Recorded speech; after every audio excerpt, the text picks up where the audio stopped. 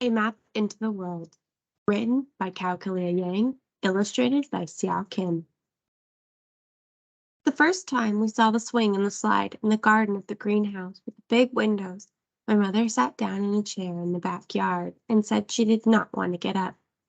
Taste and I looked at the garden and she pointed out tomatoes, green beans, and a watermelon round as my mother's belly.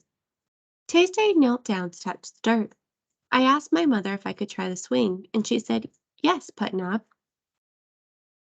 The greenhouse became our house. I helped Taste hang the special story cloth about how the Hmong got to America on the empty wall by the big window of the living room. We saw an old man and woman through the window. They waved, we waved back. Later, my mother and father brought me across the street.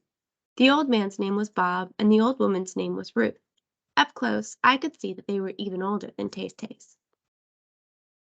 Taste and I were in the garden picking tomatoes and beans and checking on the watermelon when my parents brought my baby brothers home from the hospital. I ran to the gate. The boys were smaller than my baby dolls, but cuter than any doll with their fuzzy heads and red lips and round brown eyes. Some days the babies cried very loud. I covered my ears with my hands and asked my father to take me outside. Bob and Ruth sat on their special bench. We waved back and forth. The leaves of the two ginkgo trees by Bob and Ruth's house turned yellow like apricots. One day a brisk wind blew and the fan-shaped leaves came flying down. They covered the grass and the street and the dark mouth of the drain. Bob raked while Ruth sat and watched. I brought in a leaf for the babies to touch, but my mother said they're still too little, Pajna.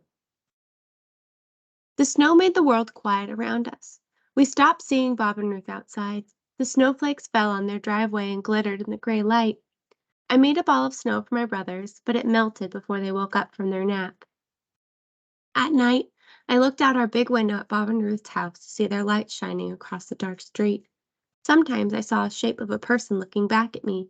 I waved, but the shadow person never waved back. On a cold morning, cars came to our block, filling the street. Car doors slammed as men and women in thick jackets walked quickly to Bob and Ruth's house. My father said, "Ruth has died. Her family is coming to say goodbye." I felt sad for Ruth. My brothers just played with the toys above them. The cars kept coming and going the next day and the next. I swayed back and forth on my toes by the big window. I tried to lift one of my brothers so the people could see how cute he was, but he cried, and my mother said, "You're still too little to carry him, Putnam." After the Hmong New Year, my baby brothers learned how to sit on their own, and we all sat looking out the window together. I clapped for them when a plane flew across the high skies. They laughed every time. The house across the street looked empty. The ginkgo trees reached for the sky with their thin fingers.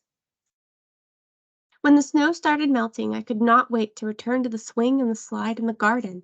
My baby brothers crawled all over the floor, underneath the table and the chairs. They were like puppies, their tongues licking everything. I found the first worm of spring on the sidewalk and named her Annette. I wanted to bring her inside so my brothers could watch her wiggle, but my mother said, "I don't think so, Pujnab." The world became green again, and finally we all went outside. Taste planted green onions. I picked flowers from the lilac bushes for my brothers to smell.